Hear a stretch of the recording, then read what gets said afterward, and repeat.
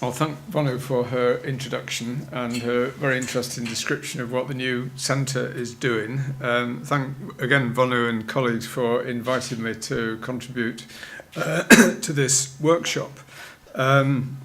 Listening to the agenda for the centre as just described, you'll find I'm now about to talk on something entirely different on a workshop basis, partly because, and I'm sure there'll be an overlap of audiences, I was invited not to give one talk but two, and my attempt to address Vonu's agenda will be in the second talk and not the first one. This, I hope, leaves me free to be a modeller, to talk in workshop terms about how to develop models in a whole variety of circumstances. So I'm going to use models that are dear to my heart, but I'm going to try to show how, notwithstanding their origins 40 or more years ago, there are contemporary applications of these ideas in different disciplines. And so I'm offering this in a workshop spirit. Think of models that involve spatial interaction, think of phenomena that involve spatial interaction, and see if you can convert these models. It applies across the urban system, but I'm actually going to work mainly with the spatial interaction model that I've used in the past for modelling flows into retail centres or indeed into individual stores.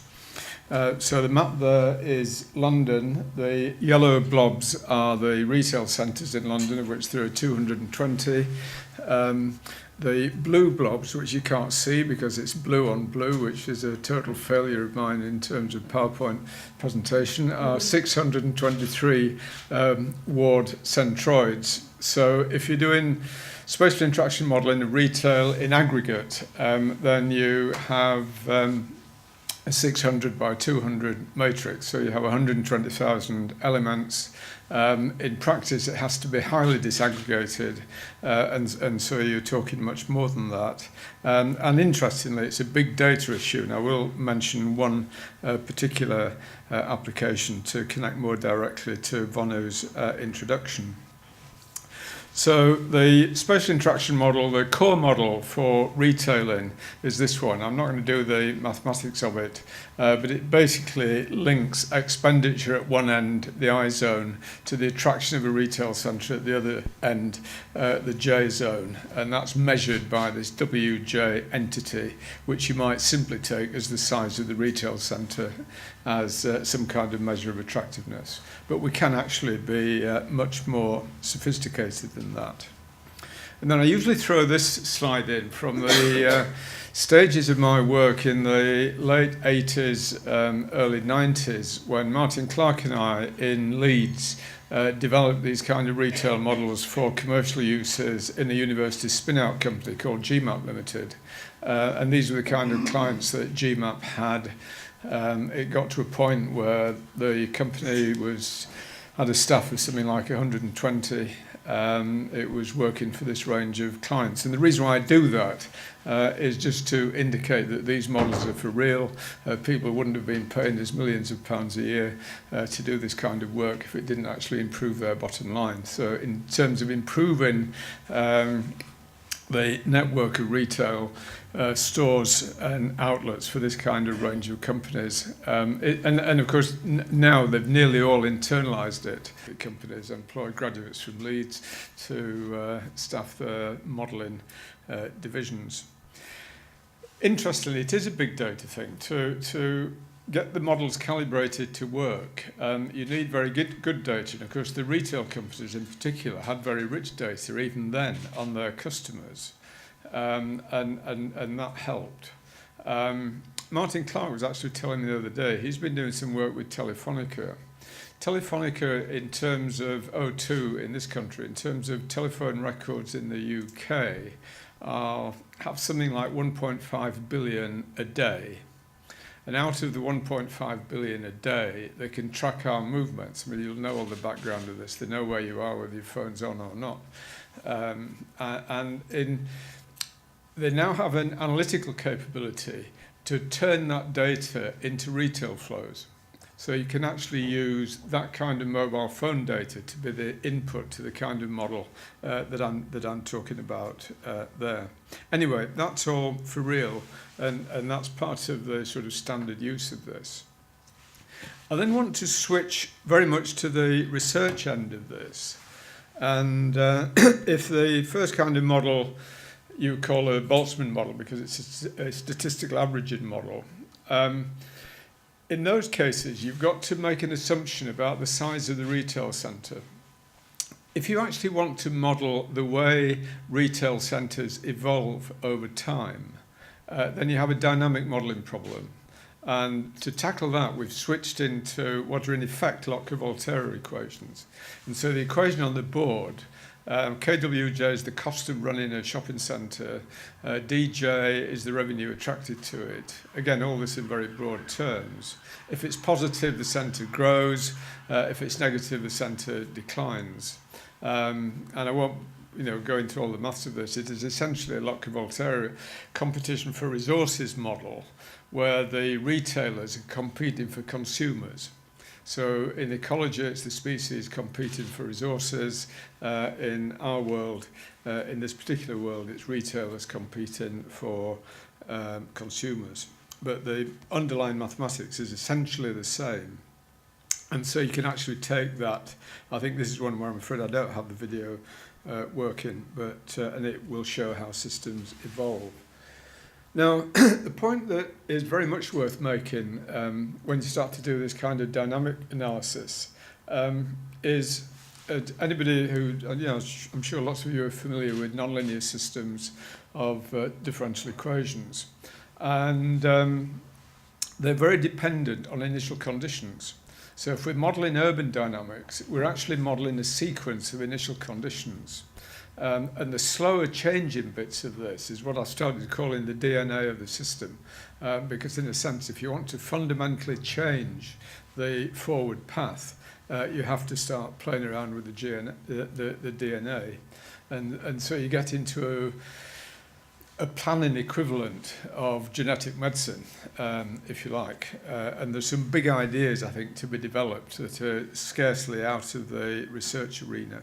So we've got what I sometimes call the BLV perspective, a combination. We can actually now combine Boltzmann and Lotka-Volterra to build these kinds of dynamic modelling.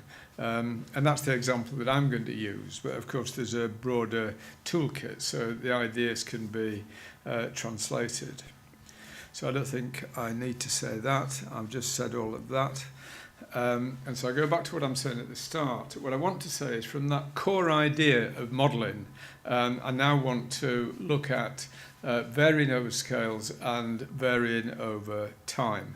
So I'm going to talk from the relatively micro to the global in terms of scale, and I'm going to do quite a lot of ancient history as well as some contemporary modelling. And I should say, if I'm allowed to, it did make me smile. I'm not used to using unreasonable language, but I gave a talk on the historical part of this to an audience in Imperial College the other day of historians and archaeologists, and one young woman stood up at the end and said, there's all this talk about big data. You do realise all we have is shit data. And of course they're transcribing stone tablets from 900 BC or whatever to get the data that I'm actually going to talk about. So that's going to be one of my examples. Right, so I'm going to work through a series of examples of building dynamic models, finding paths through time, sometimes sequence of equilibrium positions. And for slightly odd reasons, for a bit of fun, we decided to do the evolution of, this was with Joel Dearden, who was a graduate student at the time, of the urban system in the United States from 1790 to 1870, divided into, well, that's the real system. We divided it into grid squares. We picked that period because there's a wonderful book called Nature's Metropolis, which, I've forgotten the author again, which actually gives a very detailed account of the development of the railway system. So what we wanted to do was to model the impact of railway development on urban development. Now, I haven't thrown the mathematics into this, and we constructed land, water, and eventually rail, calibrated a model, and we finished up with this starting point in 1790, where the brown spikes are the populations, and of course it was all migration across the Atlantic into the eastern seaboard. And if I can make this one work, if I can find the cursor, you'll see this evolve over time. You'll see the networks start to appear. The evolution is pretty slow. It's a real dynamic model of population growth. And when you get into the 1840s, you'll actually start to see the black lines of the railway develop. And in the 1840s and 50s, a very, very rapid transformation of the American urban system. And of course, there's a very interesting and detailed story about why Chicago won out over St. Louis and various other competitors, Toledo and so on, at the end of this. But again, it's just an illustration that taking not much more than the census data which was available from 1790, we could produce a model that actually wasn't a bad fit. It was a very crude model. And if you're trying to develop something really new, in fact, almost everything I'm talking about today, I'm offering on a kind of proof of concept basis. You know, break into it, find a way of doing it, design the model, test it, and then it opens up the possibility of doing it properly with better attacks on the data and so on. So, in fact, you know, because it's spatial interaction underpinnings, in 1790, this is what the trade network would have looked like from Chicago, where the transport system was mud in the summer or ice in the winter, as I understand it. If we move on to 1870 with the railway line, you find the products of the, you know, lumber, meat, wheat, were being shipped all over the United States. So very, very dramatic transformations. So now I'm now going to jump about. So second example is Greece in 9th century BC, 900 BC. And the situation is on the next slide, which in terms of computer graphics, you'll recognize as something from about 1987. And I'll show you in a minute we can do a bit better now. But the story of this is quite an interesting one. A research student in ancient history in Leeds, Tracy Rill, I was a professor of geography in Leeds, came into my office one day and said, somebody's told me that you have a model that I could feed my data in. And her data was these points where there were known settlements. We know obviously something about size of some of them, but not a lot was known about size. So turn the retail model, the dynamic version of the retail model, where the equivalent of the retail centres are settlements and their sizes, run the model, tweak the parameters, see if we can get something plausible, and then did an analysis of the network. And out came Athens, Corinth, Argos, etc., etc.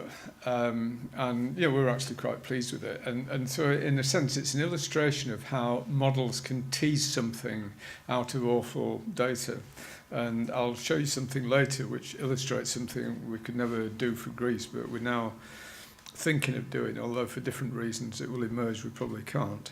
You will see top right, there's a settlement, a larger settlement with a question mark. And nobody had ever thought that was a large settlement. And so if we had the courage of our convictions, we'd have sent the archaeologists off there and say, you know, start digging. But we didn't have the courage of our convictions. Interestingly, by a rather roundabout route, that work, Tracy and I published 3 papers, I think, on that. It was picked up by some American archaeologists. It was then picked up again, ironically, in UCL. And so since I've been in UCL, and Andy Bevan in archaeology realised that I was the Wilson of Rill and Wilson, then we started actually doing it again. So the first step was to repeat the Greek work with better graphics, and we could more or less repeat the results. And then what we did do was then move on to Crete, which is where Andy did a lot of work. And its location around palaces in Greece. And we did the same kind of analysis. And then we started doing heat maps and again, it's an interesting thing for this kind of historical data, run it over and over and over again and see where the probabilities are of the large settlements.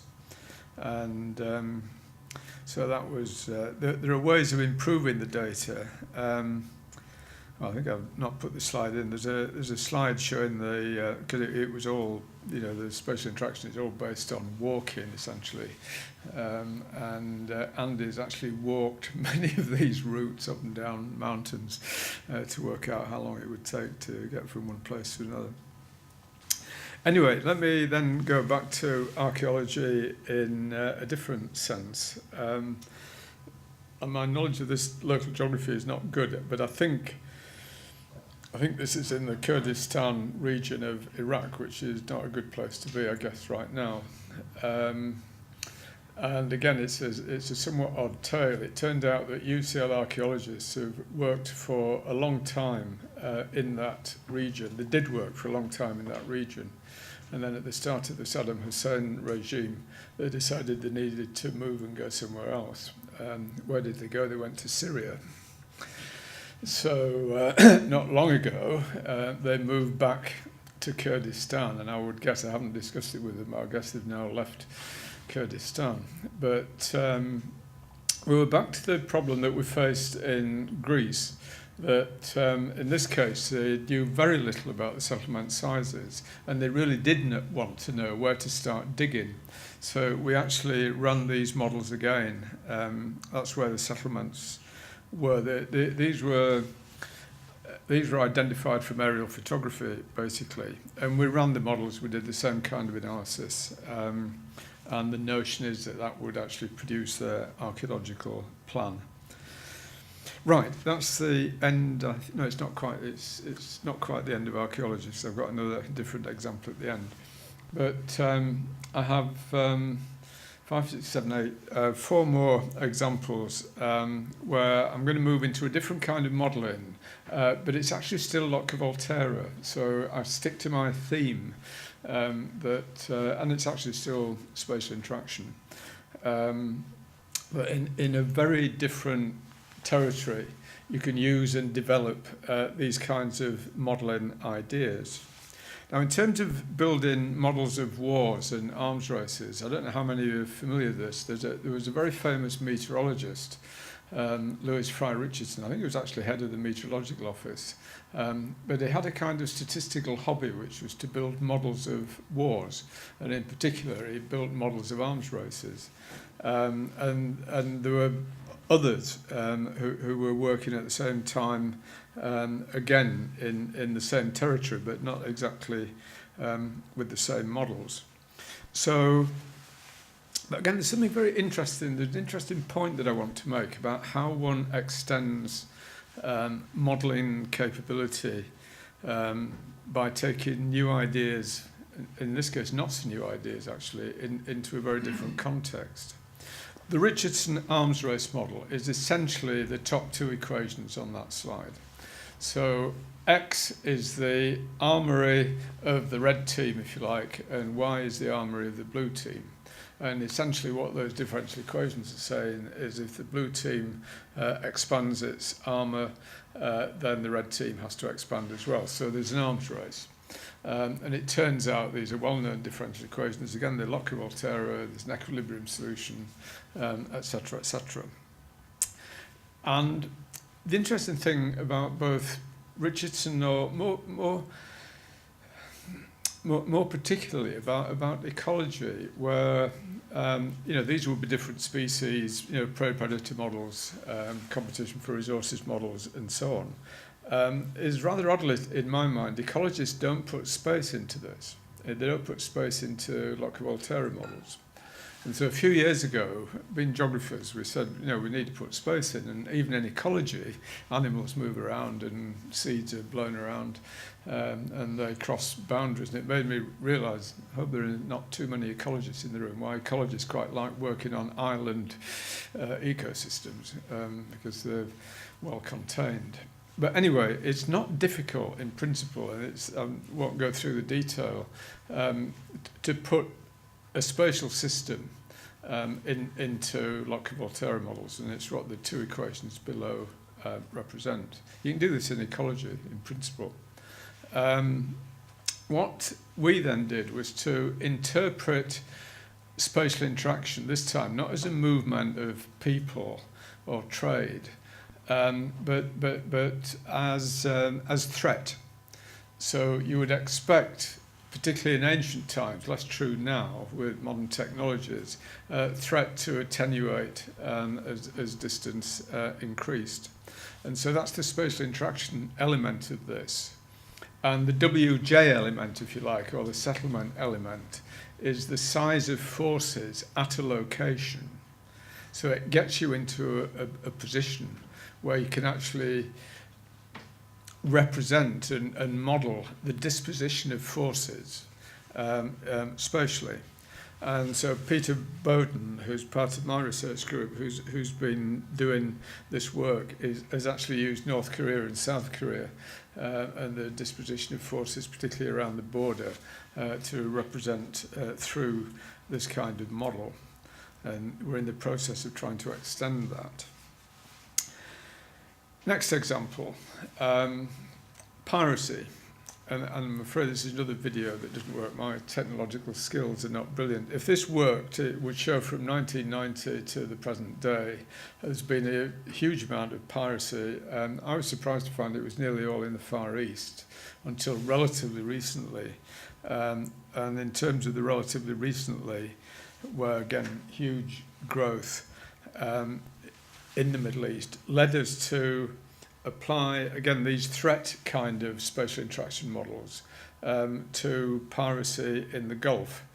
And what we were doing in this case, in fact, we submitted a paper on this, and I've just been trying to cope with the referee's comments.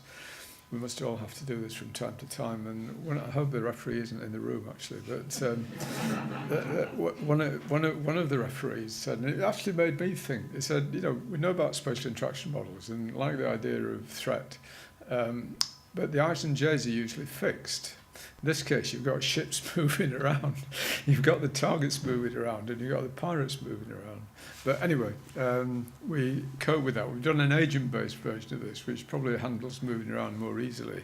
But you can actually do it in terms of presence in a zone at a particular time in terms of probabilities. So again, I think all I want to say about it, because I'm looking at my watch, Vanu, I'll just say that's territory where we can do the modelling. And then an example which we were quite proud of in a way was to model the London riots. With my present main research project, which is actually funded by EPSRC as part of their complexity science programme, one element is global actually, and one element of it is security. And although London riots were not global security, I decided to be opportunist and get some of my colleagues to build a model of the London riots. And again, using the same principles. We were opportunists because very soon after the riots, the Guardian started publishing the addresses of people who were charged with rioting. And then later we actually got better data from the Met. So you get some idea of where the rioters lived, obviously some approximations in all this. And so that gives you the equivalent of the expenditure origins in a retail model. And since all the targets were in retail centres, we could apply that kind of model. So we had all the usual stuff about journeys to shop, but in this case it was journeys to riot. We did look at the link with deprivation. That was one of the speculations, and it was quite interesting. On the vertical axis there, we've actually we actually represent what's in effect propensity to riot. And on the horizontal axis, it's the index of multiple deprivation. And we were surprised how more or less a straight line it is, in fact. And that's just come from analysing the data. In this case, with the model, we had to expand our spatial interaction plus Lockyer-Volterra dynamics a bit by adding an epidemiological model of what which is in effect an infection model, which you turn into propensity to riot. You can then use the retail model for where do you go. And then we needed a model which we got from Epstein's work in the States on the reaction of the police. Found some oddities in terms of the function that we had to put in, but which I'm told is actually true, and probably explains some of our viewing of the television at the time, that when the police turn up at a site where there is a riot, they won't actually arrest anybody unless their numbers exceed, as they judge it, the number of rioters. So you put a pretty funny function in there. Anyway, essentially, I just want to say again, that works. But most interestingly, if you look at the left-hand graph, on a typical day, what we're plotting is how many police we think you need on the streets in London to control the riot. And it looks, what actually happened was there were 3,000 on day one and there was 16,000 on day 5. If you believe this model, if they'd had around 6,000 on day one, it could probably have been killed off on day one. And so potentially there is a strategic application of this sort of model if it can be done properly. Excellent. No, that's perfect timing, Bono, actually. Final example. Oh, it's final bar one, but I don't need to say much about the end one. Back to history again. Funnily enough, same kind of period. And funny enough, I almost started to wonder whether this has applications to contemporary events. But in the days of the Neo-Assyrian Empire, the empire was basically in the centre part of this area, and there were peripheral states. And every summer, the emperor used to set off with his army and decide where to go, and actually either remind people that they were part of the empire or capture one or two new countries. And so we've actually built a very different kind of model, predicting where, and again, you're always doing this with the war-type models. You're predicting optimum strategies for the aggressor, and you're also predicting optimum defense strategies. So it's a kind of underlying gaming thing. And again, it's a threat model, and it works quite well. So I won't do the detail of it, because I just want to... I promised to do global, and so for my final 2 minutes, I'll just say what the global project is about. And again, there's a different kind of model at the heart of it, but it's still essentially a spatial interaction model. EPSRC, I think, took a pretty big punt on us as part of their complexity science program, because we shifted ourselves from an urban scale to a global scale, and said that our ambition would be to model migration, trade, security and development aid with, the kind of models that I've been talking about, but here with the core addition that we need input-output models. And in fact, we need input-output models of 221 countries. There is good data for about 40 countries, and we have a method for getting the rest, but that's part of the detail. And so what we have is, I'm not going to again talk about the detail of this, there's an input-output model in the middle. Obviously we're doing a 200 by 200 flow matrix in terms of goods, so that's the spatial interaction part of it. It's a multi-regional input-output model. And then we're looking at the impacts of migration, security and development aid, which has to be done through national economies to see how that works out. So there are a few slides that I don't need to go through in detail that show the kind of thing that we do on that. So I just want finally to make a couple of comments at the end, and it's really where I started, to say if you can actually define the system of interest that has spatial interaction and structural dynamics, you can build these kind of models as a core toolkit. Back to the workshop idea. So I like the idea of workshops and toolkits, and so, you know, bring your own problem, and you can build one of these kinds of models. A very fragmented field, so there are actually a huge number of opportunities, and it's now becoming quite a big movement in history and archaeology. I mean, this thing in Imperial the other day was a room of this sort of size with this kind of audience, and I was very interested in the numbers who were there. And that's it. Thank you. Thank you very much. You touched on a lot of range of different models covering the general area, spatial interaction, and structural dynamics. Where do you what is the frontier in the urban world? Given that our focus is on urban, do you have any insights for us? I think the focus is in the dynamics. It's back to the idea of handling path dependence and the DNA.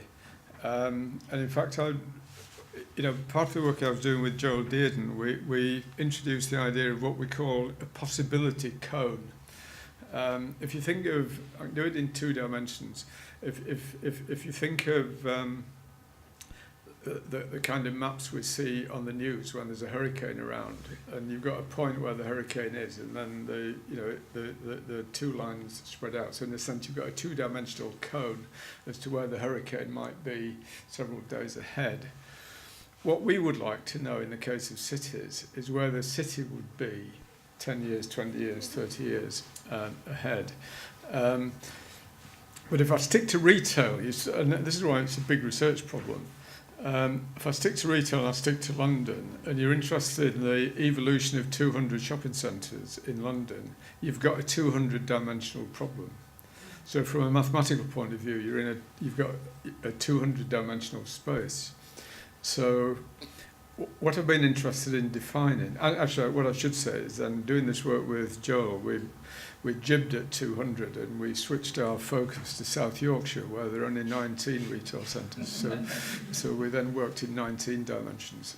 So, and if you ever come across parallel coordinates, there are all sorts of tricks you can use to do 19-dimensional presentations. But anyway, the essential point I'm making is, from a long-term planning point of view, you can roughly work out from now what the cone of possibility is. Not just for retail, but more broadly. And then you can actually see, from an aspirational point of view, whether you're inside it or outside it. And if you're outside it and you want to be inside it, you've got to go back and change the initial conditions. So there are insights of that kind which we haven't even begun to grasp yet. But having said all that, there's a core toolkit, for the here and now and the shortish run that we're not using systematically. So, I would argue the other lesson is, as well as thinking about the long-term research agenda, we should be making much more systematic use of the models that are available, which is exactly what you'll finish up doing in part with your centre. And of course, the whole big data agenda gives new opportunities for developing those models. Please. So, this is a big need to me. I'm a computing scientist. This is my background. Yeah. So, whenever we're modeling something, in particular in my field of research, we like it because we have this closed world assumption. Yeah. So when you model something specifically for predicting purposes, yeah. like for example your London riots. Yeah.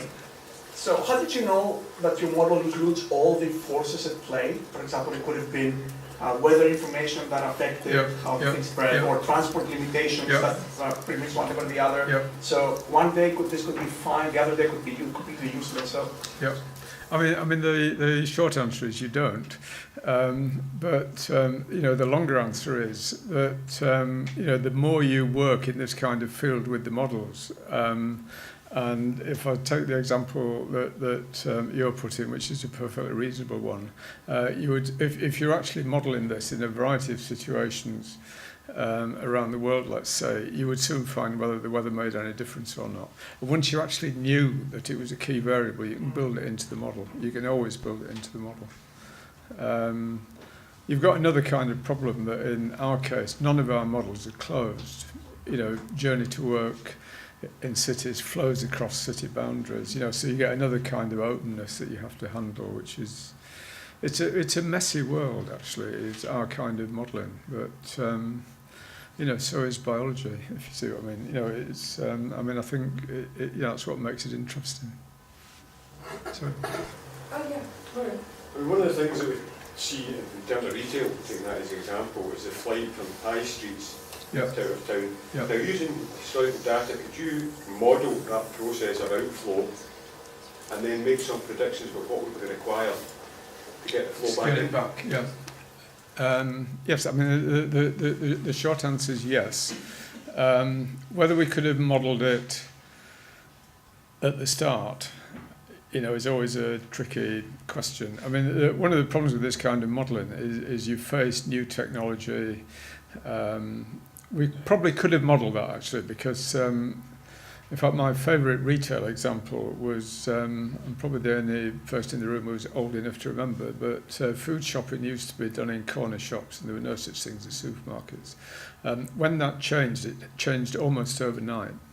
And that was the kind of abrupt change you get in nonlinear models, and you can model that.